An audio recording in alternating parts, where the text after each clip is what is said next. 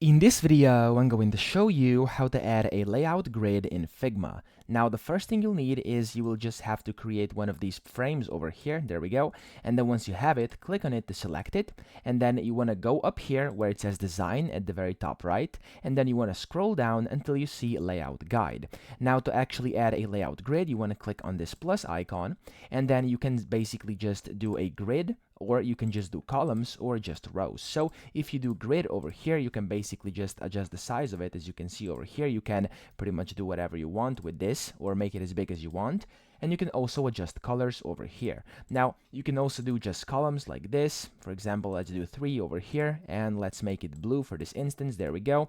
And then you can also set the type, the width, the margin, as well as the gutter. And then you can go to the plus icon again, and you can add a new one. For example, this time, let's do rows, and let's make these green. There we go. And let's actually make 10 of them.